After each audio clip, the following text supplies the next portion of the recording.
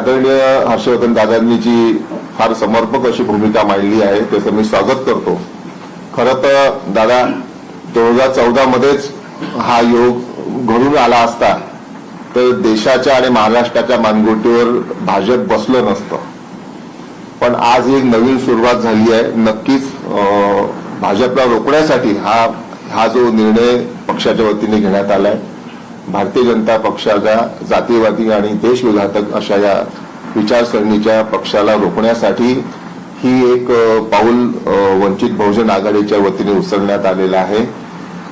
या गठबंधनासाठी मी थोडी पार्श्वभूमी सांगू इच्छितो की पक्षाच्या अंतर्गत आदरणीय सुजातदादा आंबेडकर, त्याचप्रमाणे मुंबईची आमची जी टीम आहे, अध्यक्ष असतील आमचे हे इथे उपस्थित जे आमचे सर्व पदाधिकारी आहे आणि पक्षाचेच एक आमचे रणनीतिकार सुमित आनंद आहेत, यांनी खूप मेहनत घेतली।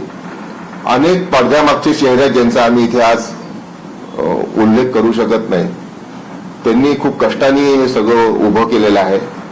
सिद्धार्थजी मोकळेंनी पण साथ दिली आणि सर्वात महत्वाचं म्हणजे हे सर्व बाळासाहेब आंबेडकरांच्या समोर जेव्हा हा सगळा प्रस्ताव गेला, वंचित बहुजन आघाडीचे राष्ट्रीय अध्यक्ष आदरणीय बाळासाहेब आंबेडकरांनी याला मान्यता दिल्यानंतर आणि आज सकाळी वंचित बहुजन आघाडीच्या राज्य कार्यकारिणीने आज याला 10 वाजताच्या ऑनलाईन बैठकीमध्ये आम्ही मान्यता घेतली आणि आज आम्ही इथे अधिकृत इथे जाहीर करतो की वंचित बहुजन आघाडी आणि भारतीय राष्ट्रीय काँग्रेसमध्ये मुंबई महानगरपालिकेच्या निवडणुकीसाठी आमची युती झाली आहे। या युती अंतर्गत वंचित बहुजन आघाडी 62 जागांवर तिथे निवडणूक लढणार आहे या गठबंधनामध्ये।